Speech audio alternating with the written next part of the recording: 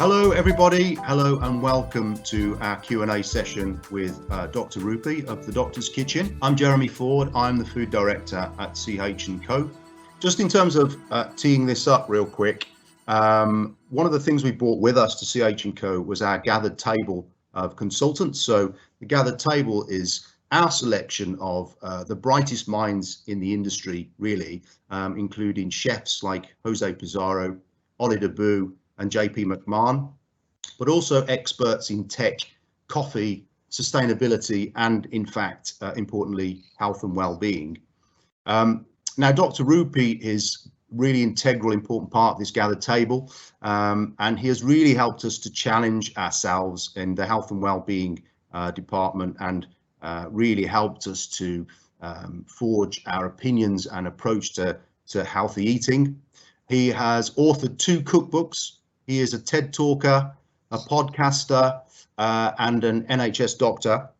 Rupi is the man behind the Doctor's Kitchen. So really, I can't think of anybody better to talk to us today about health and well-being during the lockdown. So without further ado, I'm going to hand you over to Dr. Rupi. Rupi, good morning, and thank you very much, first of all, for offering to do this today. I'm going to hand over to you, and I'll come in at the end with some Q&A. For those of you watching, you can ask questions. There's a Q&A tab on the bottom of the screen, so please just type in any questions, and we'll try to cover as many of those as we can at the end. So, Rupi, over to you. Thanks so much, Jeremy. It's lovely to see you as well. It's been a few months now. And like you said, yeah, I'm a general practitioner, or trained as a general practitioner. I work in A&E largely now, in the NHS. I'm also helping out with ICU as part of a non-clinical senior doctor-led team where we actually liaise with family members who are on the intensive care unit. Doing a master's in nutritional medicine at the University of Surrey that's due to complete this year. As well as writing a 3rd book at the moment, and a couple other things that are super exciting. Another aspect, I think, which is pertinent to the catering industry and the wider hospitality industry is the non-profit that I started a few years ago called Culinary Medicine, which is where we teach medical students and other healthcare professionals the foundations of nutrition as well as how to cook. So and what that's been really pivotal at galvanizing is this interest in the responsibility of chefs and other catering specialties in the importance of nutrition, actually what we put on people's plates. So that's why it's an absolute privilege to work with Gather and Gather in this, and I think it's really pioneering of the company to have someone like me on board, so I can consult and educate chefs on how to make nudges and quick tweaks to foods that can improve your health and well-being. So I've been a doctor now for about 10 years. I started off with my own health issue, which is kind of what led me down the nutrition pathway as well as lifestyle medicine. I won't bore you too much with my background, but essentially I was a junior doctor over 10 years ago. Fresh out of medical school, 24 years old, and I had a medical condition called atrial fibrillation, which is very uncommon for a young person to have, and it's where your heart beats exceptionally fast, and in my case, irregularly as well.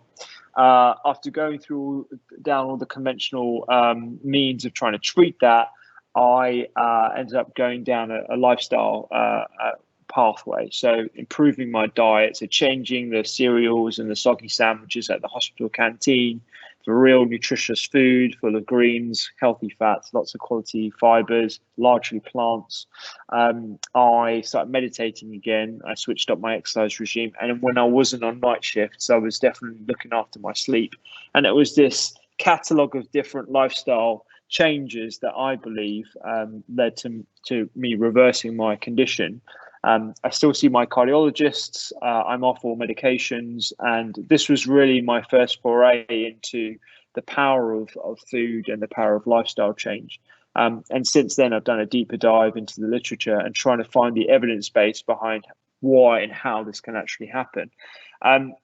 So I think these sessions, of which I've done a few now for Gather and Gather at various sites around the UK, The utility of them comes from the Q&A. So I'm not going to talk for too long, but what I would like to talk about is the principles of healthy eating and the general parameters by which we make healthy plates for ourselves at home. A lot more people are getting into cooking at home these days, which I think is a great start, a great opportunity for change. And I think also the medical profession are realizing just how important it is to build up the resilience in the wake of future pandemics and future insults to our health on a global scale. So I'm going to share my screen with you, if I can do that now. And this is, let's see. Right, so this is a presentation I've done on President a number of times now, and it basically just goes through the basics of what makes a healthy plate. And you'll notice that I don't really talk about calories too much or macronutrient proportion control.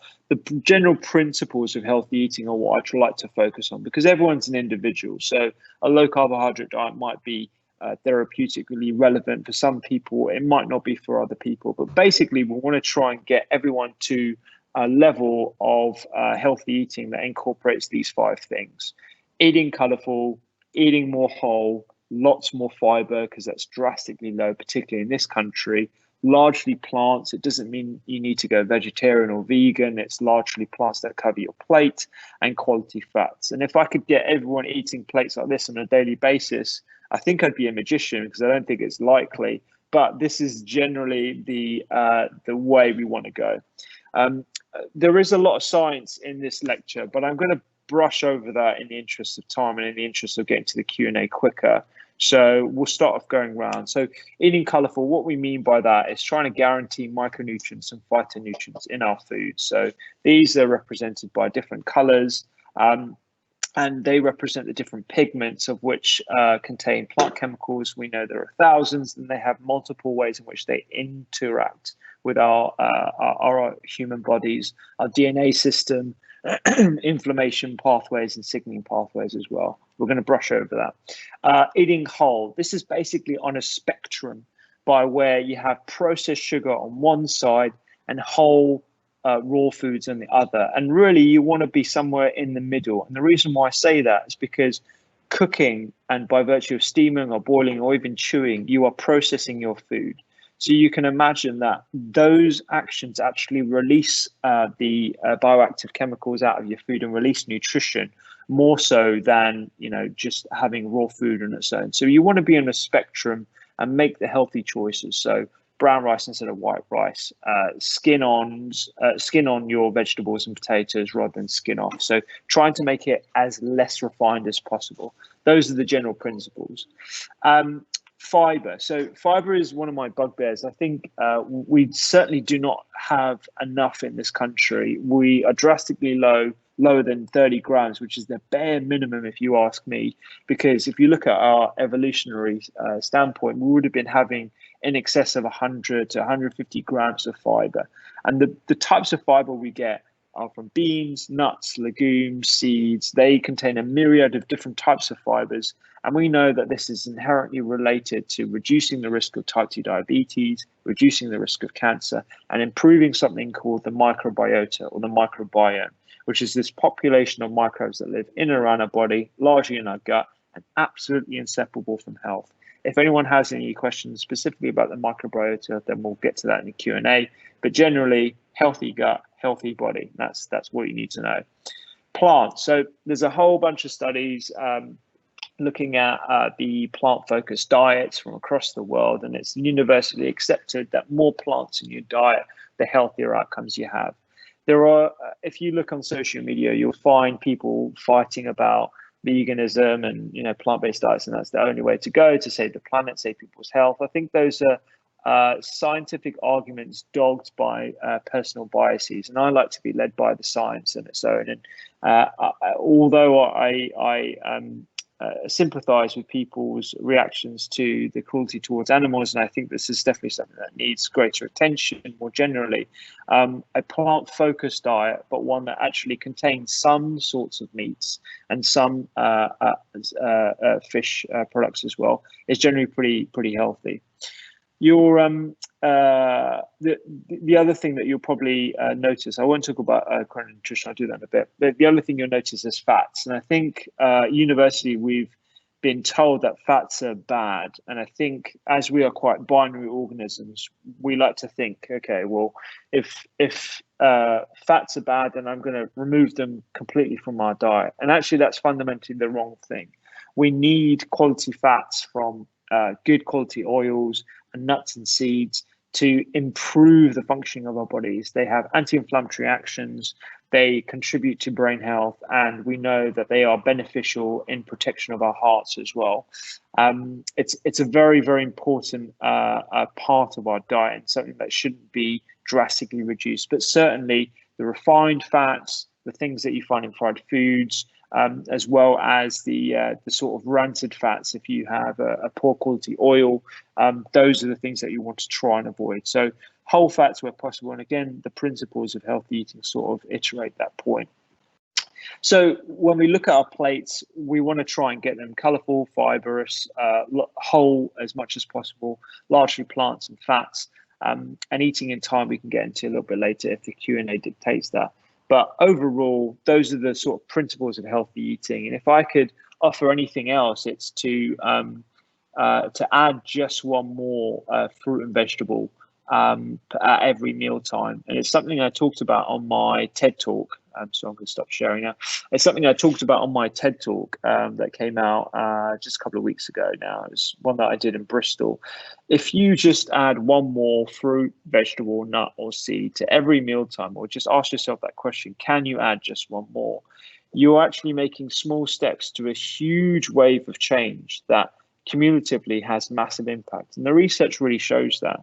The latest number of fruits and vegetables that we've been told that we should be eating is around 10 portions. So that's 800 grams of different vegetables and fruits per day, which sounds wholly unachievable.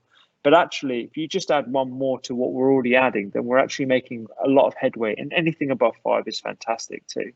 So without further ado, I'm not going to labor the point too much because I want to get to the Q&A. But if you can remember to just add one more, to focus on plants and add more fibers to your diet, then you're definitely going to be having huge improvements to the way you eat going forward. And this Q&A is really about mental and physical fitness during lockdown. And I think that as a base will hopefully set the scene for what I'm going to tell you and give you a little bit more context to everything with regard to supporting your immune system, supporting your cardiovascular health, and making sure that we're a bit more resilient to future issues too. So the first question I've got here is, I would love to know everything Rupi has to recommend in regard to supporting our immune system during this time when our immune system is under attack. So it's a really good question, something that I get asked quite a bit on. There's two resources that I would always recommend people listen to or interact with. One is a podcast that I've done with an immunologist called Jenna Machoki, who's a good friend of mine. She's also written a great book called Immunity, The Art of Staying Well. And my book chapter, From Eat to Beat Illness, Eating to Support Your Immunity.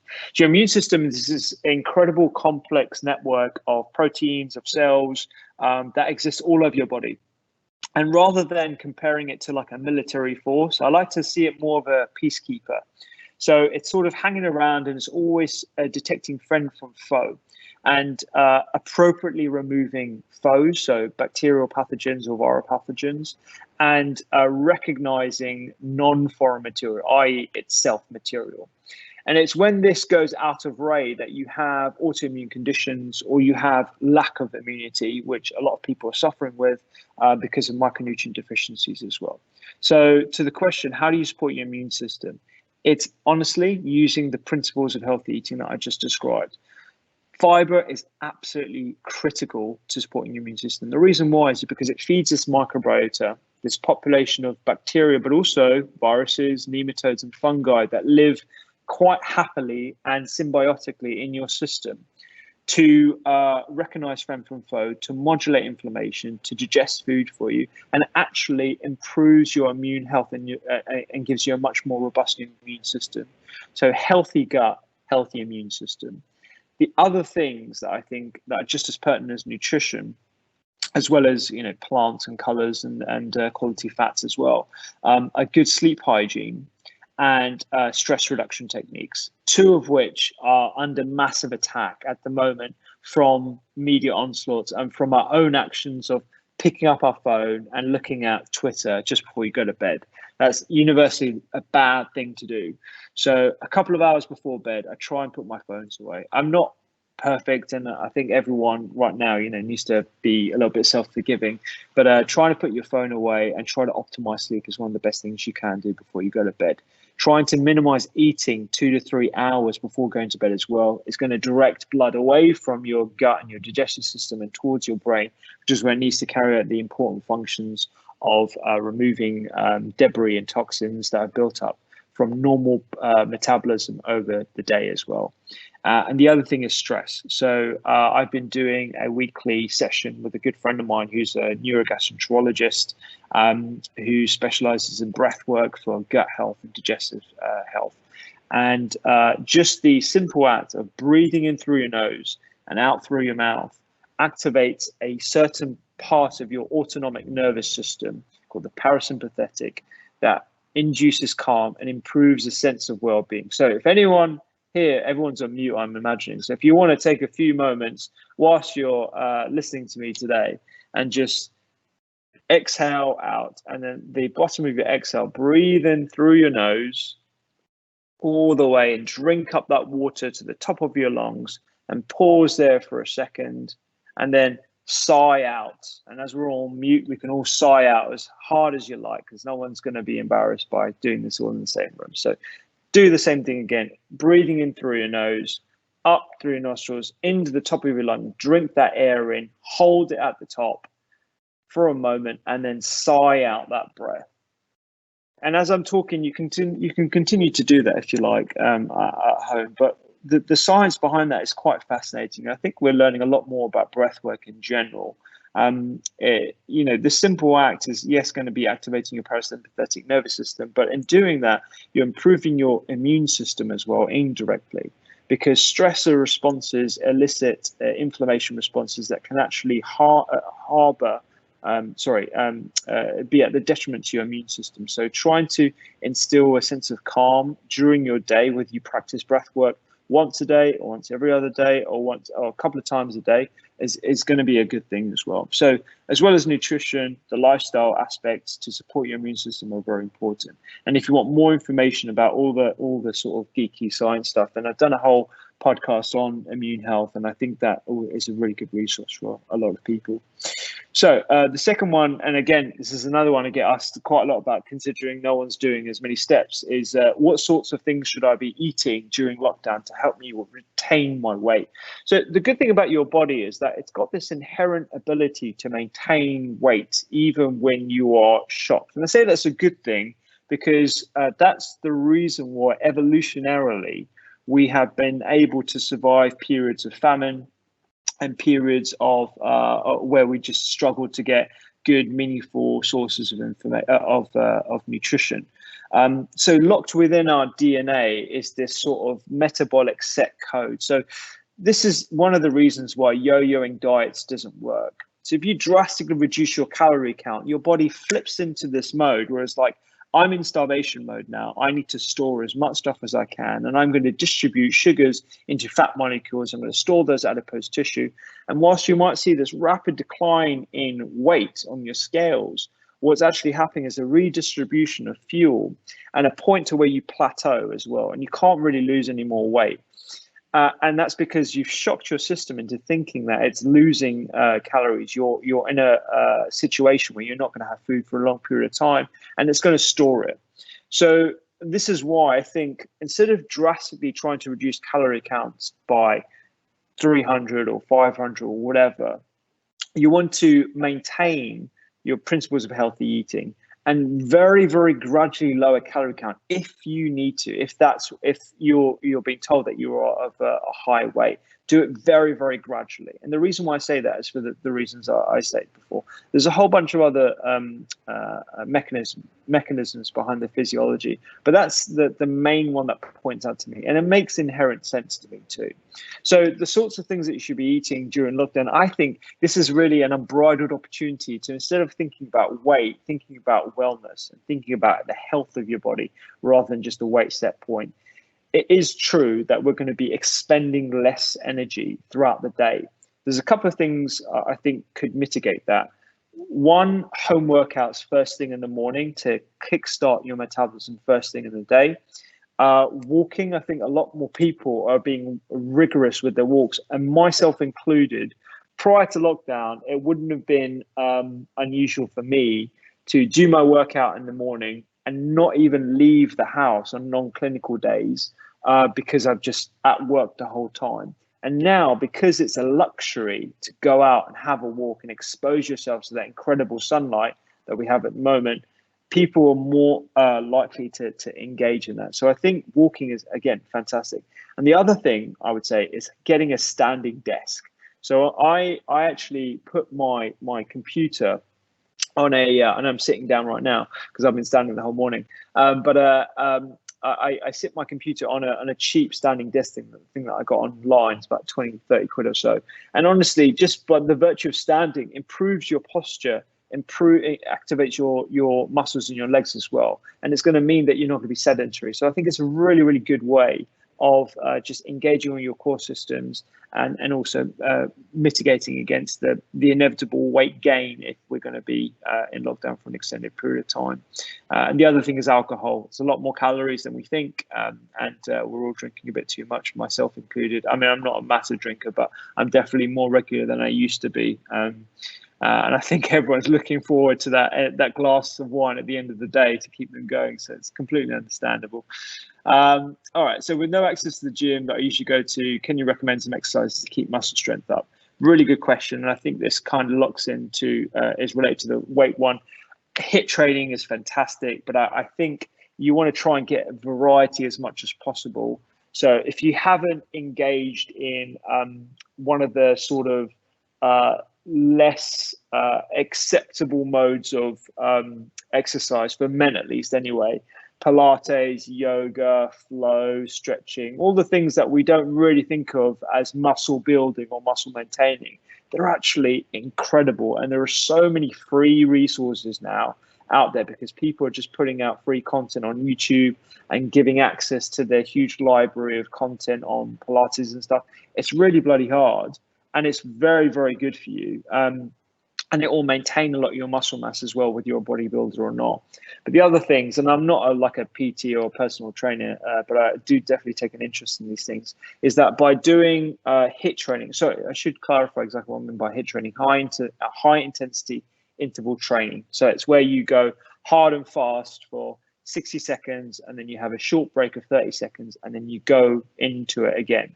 And you do like 5 or 10 rounds or 20 rounds if you're really, really fit. The reasons why this is so good for us overall is because it enhances metabolic. It definitely hits fat cells a lot harder because it's those periods of high intense energy that mobilize stores of energy from your fat cells, particularly if you're fasted. So you do this first thing in the morning before you eat anything. And the other thing is it upregulates something called mitochondrial biogenesis. So the mitochondria are these organelles that sit in all cells of your body, and they're sort of like the energy powerhouses of your cells. And what they do, and beyond the energy, they're also signaling cells involved in the immune system as well. And what they do is they create fuel in the form of ATP for cellular energy. So HIIT training has been shown through muscle biopsies. When you do it, it actually upregulates these mitochondria, which is absolutely fantastic for not only your muscular health, but also your brain health as well. So HIIT training, I think, is certainly one of the things that I would recommend, but you want to try and punctuate those HIIT training days with different sorts of exercise, so Pilates or yoga and all those different things.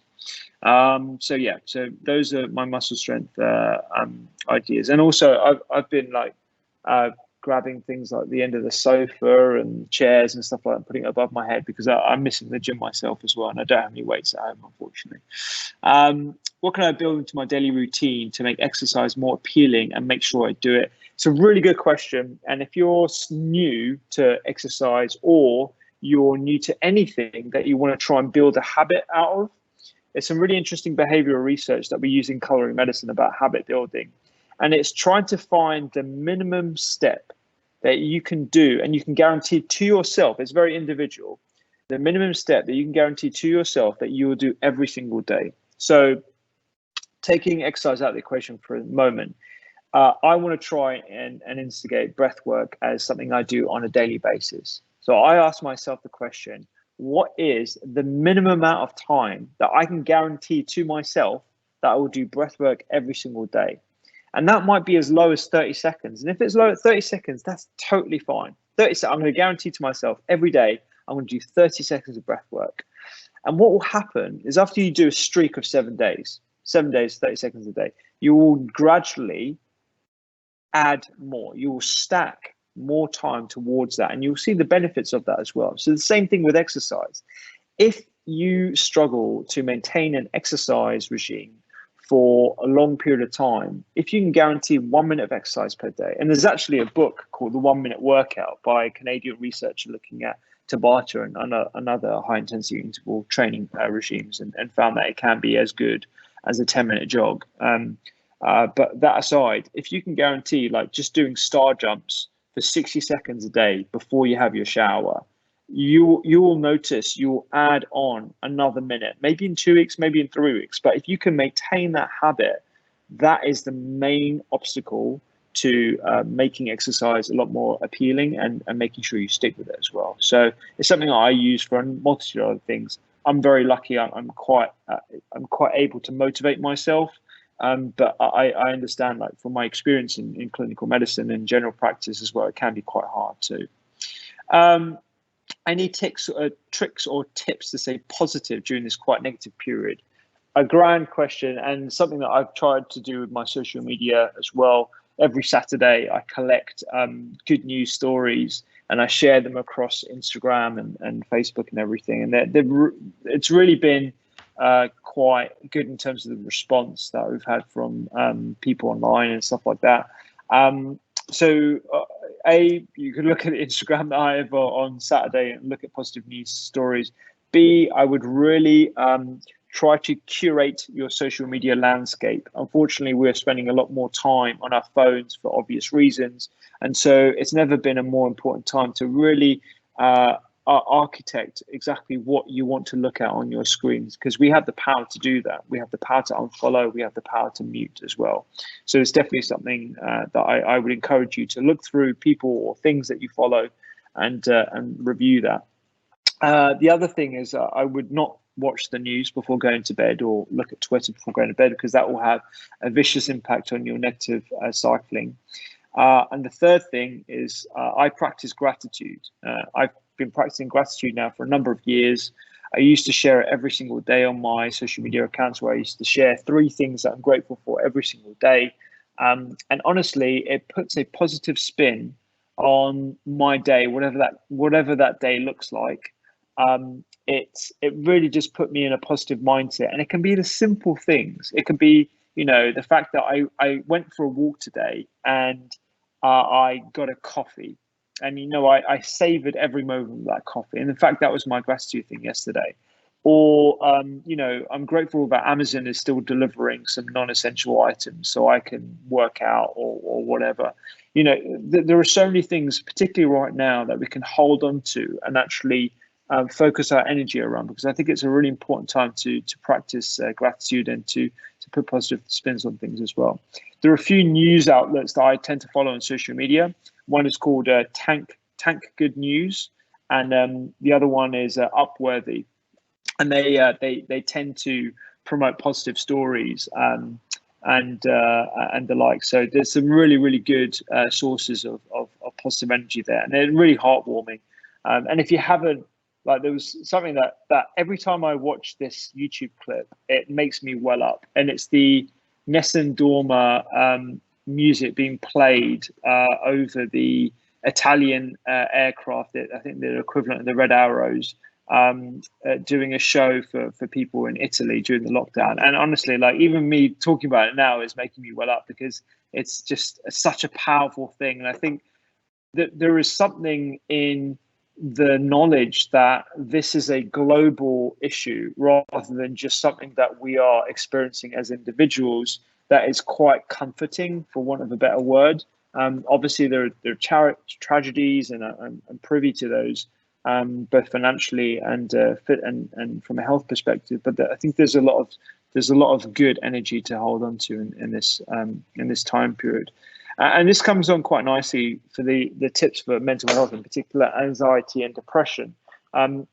So again, I've done a podcast on this topic.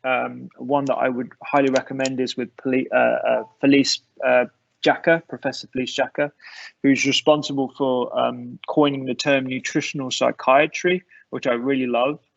It's definitely getting a lot of attention in the conventional psychiatric community. And it's basically where we look at food as a tool and as a supplement to the other incredible interventions that we have in terms of psychotherapy and, yes, pharmaceuticals as well, and community workshops. What nutritional psychiatry is teaching us about is the advent of trying to minimize inflammation, trying to support our gut health, and trying to focus on getting good quality fats in our diet. Those are the three main core features of nutritional psychiatry. Inflammation is something that's kind of banded around as a term. It's a really important concept to try and get your head around. Inflammation is perhaps one of the most important processes that we have in our body, but the excess of inflammation, which is low grade and sort of just hangs around, that can be the result of obesity or sedentary lifestyles or poor food choices, too much sugar, etc., can lead to a milieu of different conditions, including fatigue, brain fog, and yes, high blood pressure and cardiovascular disease and dementia, but also depression. And the reason why is because we used to think our brains were these sterile parts or sterile organs where inflammation couldn't cross or bacteria couldn't cross. And we actually know that's not true. Inflammatory modules that are produced in our fat, produced from the food that we consume, can actually cross into our brains and have negative impacts on our mood. So if you improve inflammation from a systemic point, so from the food that you eat and reducing fat and improving your lifestyles to move a lot more, then you can have a demonstrable impact on mental health. And this has been borne out by a lot of studies looking at exercise and mental health as well. So inflammation is one thing. Looking after your gut. The reason why I say looking after your gut is because your gut doesn't only just digest and create micronutrients, that actually create neurotransmitters that impact on your mental health by two mechanisms, direct and indirect. Indirectly, when you create serotonin, which is the happy hormone, as it's colloquially known as, but it's a lot more than that. It reduces the motility of your gut. That signals to your brain via the vagus nerve, which is the longest traveling nerve through your body, that things are okay in the digestive tract and there's no need to worry up here. And so that indirectly is having a demonstrable impact on people's subjective anxiety and mental health issues as well. And directly, there are some other ways in which microbes can communicate with your brain as well, which is really fascinating. And also the production of neurotransmitters that may even get into the brain as well. So those are the first two things. And the third thing is quality fats. So quality fats you can find in fish or algae supplementation are the long chain omega-3 fatty acids. And there's a bit of controversy as to whether they are good for heart health, are good for dementia, are good for cancer. I think on balance, they are definitely good. And I personally take an omega-3 supplement with EPA and DHA. There may be some benefits to supplementing those with those who have mental health issues, and also in a preventative manner as well. So omega-3 supplements, I think, are very good, and as are vitamin D as well. We should be getting enough vitamin D if you're from a Caucasian background, but if you're African, Caribbean or Asian, then you might need to supplement with vitamin D. And a good supplement usually contains about 1,000 international units of vitamin D, which is hydroxy. I forget the chemical formula now, but yeah, it's vitamin D3 is what you want to look for. So yeah, those are my major tips for mental health. But do listen to the podcast; it gives you a lot more information on anxiety and depression and ways in which we can mitigate that too. Tips and ideas to stop snacking due to boredom. It's a good point. That I am just like everyone else. So my girlfriend, for example, she's amazing in the kitchen. She's been creating some lovely, she's on the other side of the table. She's been creating some lovely biscotti. She's Italian, Australian. She's been creating some brownies and all this kind of stuff. If it's in the house, I'm going to eat it. If I buy foods from the supermarket or whatever and have them in my kitchen, I'm going to be snacking on it. So the first thing to do to stop snacking is to not have them in your kitchen.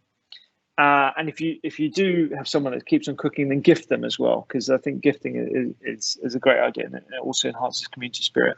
So the main thing about snacking is being strict with yourself and making sure that, yes, you indulge responsibly, but you don't have 2 bad days in a row, or you don't have 2 bad snacking days in a row, and you don't throw the bathwater out with the baby out with the bathwater rather.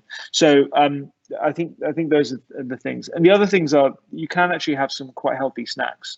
The 2 ones that come to mind: nuts and seeds that you can put a little bit of salt, a little bit of oil, put them in the oven, roast them for a little bit to release some of their oils and give a little bit of color.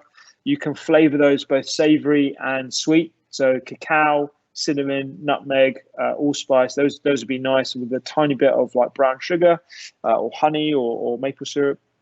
And the other one is popcorn. Popcorn's actually a whole grain. Actually contains some fibers that are good for your gut health. So if there was going to be a snack that I suggested, it's going to be popcorn. You can make it at home for nothing. They're super cheap. Put the kernels in with a little bit of oil onto a pan, and then put the lid on, and just let it pop away until you can't hear the popping go on anymore. And you can flavor that with a drizzle of melted chocolate, or even some cinnamon, or even some savory sort of Cajun spices if you like it salty or savory as well. So those are my quick snack ideas.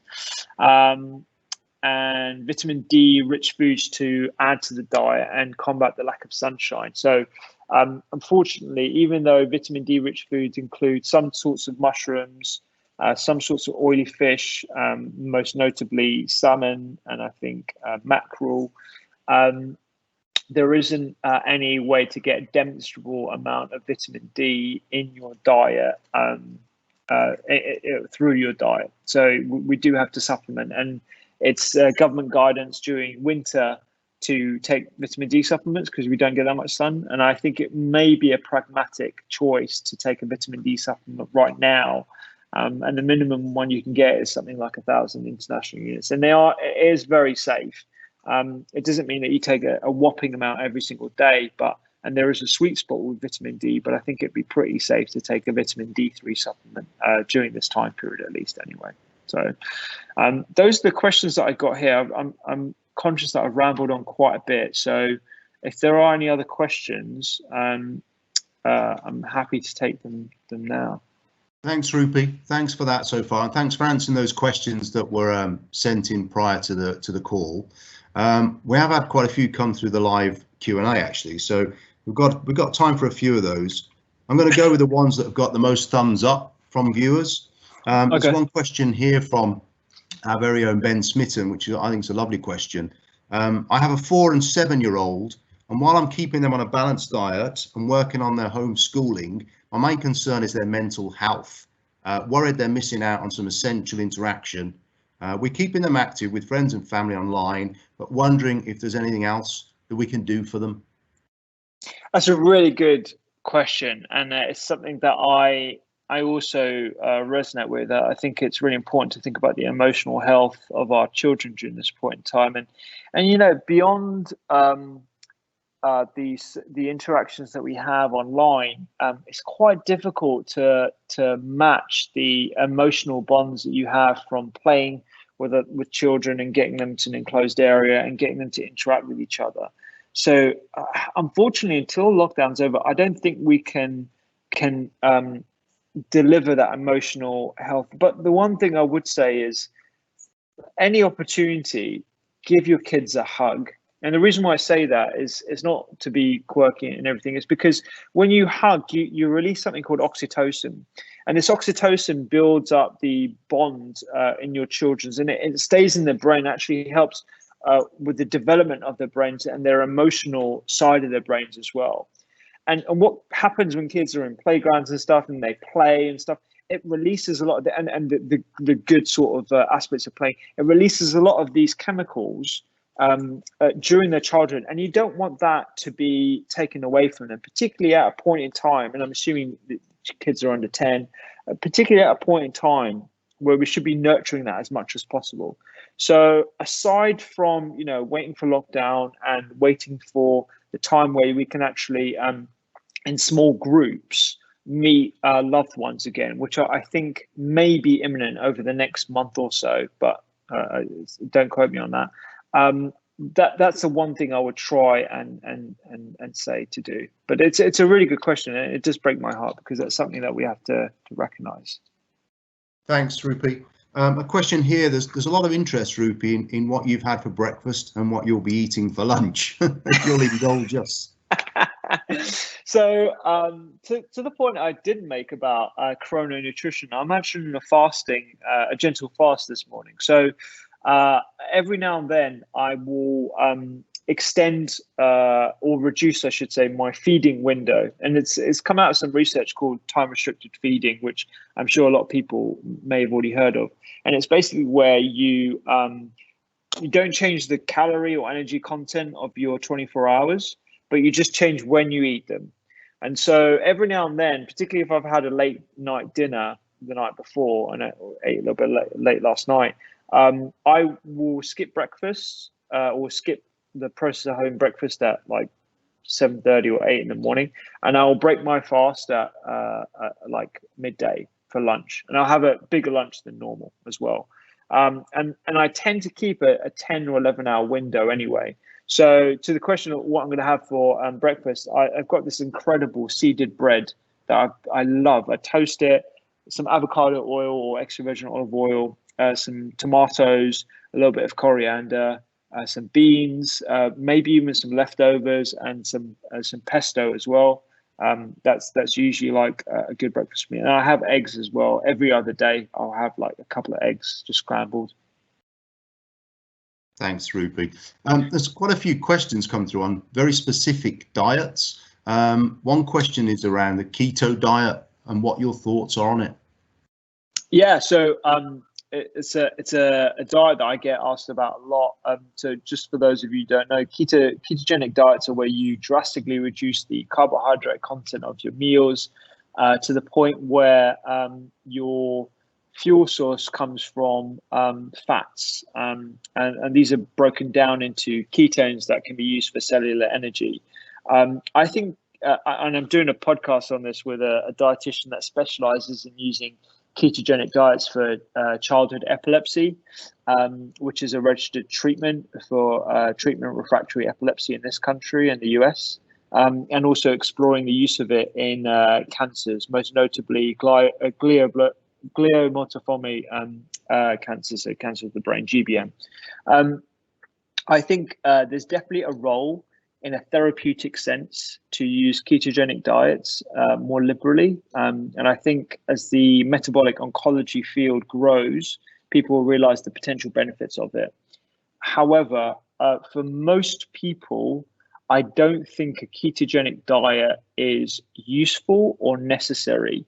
There are a lot of side effects of a ketogenic diet that don't really get reported as much. A, you're going to massively reduce your fiber content, which means that you're not going to be feeding that microbiota. B, you're going to suffer from bad breath, nausea, and probably headaches as well. And C, it's very, very hard to sustain, very hard to sustain. If you think about it, you need, it's not just about lowering the carbohydrates, increasing the amount of fats that you have. So a typical ketogenic diet would be lots of cream, lots of cheese, lots of other fat, and lots of oils, and probably supplementing with oils as well. And whilst that sounds quite nice, you also have to mitigate against protein. So you can't have lots and lots of steak and lots of bacon. There's got to be lots and lots of fat. So it's actually a very hard diet to keep on top of, and probably not sustainable for most people. I think a better strategy is to engage in gentle fasting like I do, because that naturally increases your ketones and gives you that cycling of ketones that might be useful.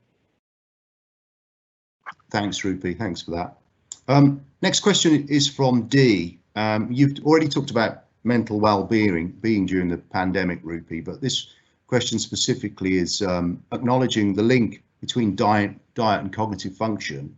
What would you advocate us as food service professionals to focus on as we support people back into the workplace?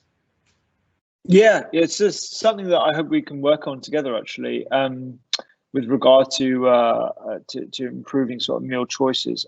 From a cognitive perspective, so I wrote a chapter in my last book called Eat for Your Brain. It's the first chapter, and I couldn't think of anywhere better to start with, considering neurodegenerative issues are going to be, or are the leading cause of death in this country, so Alzheimer's. But if I could give some, like, a few quick pointers, it's omega-3 fatty acids that you get from oily fish, from sardines, some anchovies, fantastic, and then supplementing with an omega-3 oil if you're vegan or vegetarian. It would be lowering the burden of inflammation. So again, reducing processed sugars and processed foods, but increasing your plant potential, lots of different colors, basically. So peppers and oranges and all the rest of it. But one particular color is greens. So greens from the brassica family. So your rocket, cauliflower, spinach, sorry, not spinach, broccoli. These are all, and Chinese cabbage as well.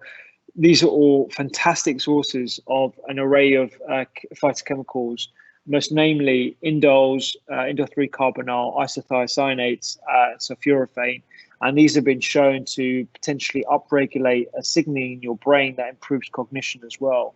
There aren't too many randomized clinical trials, which is the gold standard of how we test things, but there's enough research for me to want to get greens in my diet every single day. So those are the three things I would say from a cognitive point of view to sort of focus on. But it's general principles of healthy eating and then everything else in between. Question. So Rebecca is a non-red meat eater, and she would like some tips on protein-rich meals. And as a secondary question from her, are 2 eggs a day too much? So yeah, I mean, if you're a non-red meat eater, you'll get plenty of protein from other animal products. If you're vegan or vegetarian, there is so much protein in food. We don't need to worry about protein contents of foods if you're eating right. So nuts, seeds, whole grains, these all contain adequate amounts of proteins. The star protein ingredients that are from a vegetarian sources for me are quinoa and amaranth in terms of the different types of grains. Shelled hemp seeds, fantastic, like incredible protein content, and they're full suite of 9 essential amino acids. And cacao, strangely enough. Cacao, again, contains all 9 essential amino acids. Fantastic flavonoids, nitrate-producing chemicals that improve blood pressure. So I think that's a really, really good source. And then beans and nuts in general, like fantastic sources of protein. And sorry, Jeremy, what was the second bit of the question? Is 2 eggs a day too much? Oh, 2 eggs a day too much. So the capacity for people to have eggs in their diet and not be affected by the excessive amounts of saturated fat in it is really individual. I personally have a maximum of around 7 to 8 eggs per week, but that's just a general barometer for me. So that's about an egg a day. But I think the most important thing is to vary your diet. So I'm not one of these people that fastidiously has 1 steak a week or 1 piece of fish a week. I just vary it, and you're going to get your protein contents from a variety of different sources. So variety is key. And I'll perhaps say the upper limit of eggs would be 3 a day, but that's just pure conjecture from me, and it's really up to the individual. Thank you. And any foods, Rupi, you could recommend to boost our mood? Yeah, so I would say it's very hard to answer the question of how can you boost your mood, and I wouldn't say that it would be correct for me to instigate that you just have these foods and you'll get better. But the three things that I talk about with mood are omega-3 fatty acids, making sure you're looking after your gut. Your gut's very, very important for that. So beans and nuts and seeds and lentils, legumes, and making sure that you're getting enough colors in your diet as well, because it's about reducing that inflammation element to mood. So those are the things. And then, sleep hygiene is very important. Getting up early in the morning and trying to get into that circadian rhythm and flicking that on, and trying to reduce the impact of media at night as well. Those are the main things I think are going to have a demonstrable impact on your mood. And sticking to that long term is the main goal. Great, thank you. One or two questions around eating and injuries specifically. This one from Nick, which Nick's a chef, and he's asked, he's just had some surgery done. What would you say to help him get the body fit and healthy again, getting all the right nutrients? Yeah, so it's a really good question. I'm looking at some prehab and rehab diets, and I think it's an interesting area because I think we can reduce sort of hospital stays if we get that right. So one thing that happens, perhaps not with that particular type of surgery, but with major surgery is protein reduction. So you probably want to up your protein stores prior to going to surgery, and by that I mean not just animal products, but the beans, nuts, legumes, all the things that we just talked about. Vitamin E and high antioxidant and inflammation reducing foods are critical, I think, in this scenario. So again, I would have plenty of colors, but potentially focus on things like greens and pumpkin seeds and almonds. Those have lots of zinc and vitamin E, because that actually enhances wound repair and wound healing via your immune system as well. And hydration status. You want to make sure that you're adequately hydrated during this recovery period, and making sure that even if you are limited because of a wound or recovery from an injury, you're still exercising the rest of your body, because that again upregulates repair mechanisms too. So that's something not to overdo it. Obviously, there is a spectrum, but I would certainly entertain those lifestyle practices in the recovery phase. Great, thank you. So look, I think we've got time for just one last one. There's a really interesting question here, very specific from Naomi. Okay. She's saying, I have an autoimmune condition, Hashimoto's thyroiditis. She's come across the AIP diet. Would that be something you would suggest that she tries? So it's thyroid health is a really important topic, and one that I haven't yet discussed on my podcast, but I will be doing. And just for the listeners, AIP refers to the autoimmune protocol diet, which is where you remove, there are various different types of AIP diets, but you remove gluten, dairy, some other products, even some lectin containing products, so legumes as well. And it's a fairly restrictive diet where you're basically just having meat and vegetables. And I think from a therapeutic standpoint, there have been some interesting studies that came out of Scripps University where they used an AIP diet specifically for inflammatory bowel disease. And they found that their markers of inflammation drastically came down. To my knowledge, I'm not aware of AIP diets being used in a clinical setting, in a clinical research setting for Hashimoto's. However, that isn't to say that it might not be useful. I think with all these things, we want to start off with what's the root cause of the issue, and that's something you can discuss with your personal practitioner. And B, the starting point usually is in your gut. If you heal your gut, you can heal a lot of other ailments in your body. And I know it sounds a bit woo, but it does hold true for a lot of chronic issues, of which autoimmune conditions are very important as well. So looking at is there anything attacking your gut? Is it the types of foods, which is the autoimmune protocol? Is it stress? Is it lack of sleep? Is it lack of exercise? Is it too much of any of those things as well? Too much exercise can also have the same thing. And do we need to do anything to support your healing mechanisms, whether that be tailored or targeted supplementation, or whether it be removing some of the things that you have in your environment as well? So these are all things I think that are really, really important to consider. And I would discuss those with your primary care physician too. But yeah, so to answer the question about AIP diets, I'm not aware of Hashimoto's thyroiditis. However, for other autoimmune issues, there may be some uses. Great, thank you. I think we're just coming up to an hour, so I think we'll leave it there. Rupi, thank you so much. That was, as always, a real pleasure to have you with us. And I hope to see you very soon. It's been great. And as always, when I've spoken to you, I feel like I should now go and do something super healthy. So I'm going to download Tank Good News. I'm going to try my best to reduce my alcohol intake, but I can't promise anything for this weekend. And I'm going to step up my Pilates game. How's that? That's brilliant. That's brilliant to hear. I think some people are asking where you can find the podcast. You can find everything on thedoctorskitchen.com, and you can sign up for the newsletter there as well. And we do healthy recipes every single week. But I can't wait to see you again, Jeremy, and the wider team as well. Thanks for this. Great. Thanks again, Rupi, and thank you everybody for dialing into this podcast. Thank you so much for watching this video. There's so many others for you to enjoy right here. Check out thedoctorskitchen.com, sign up to the newsletter where I give science-based recipes every single week. There's a podcast, there's 2 books, there's loads more content on social media, doctors_kitchen, and I hope to see you there.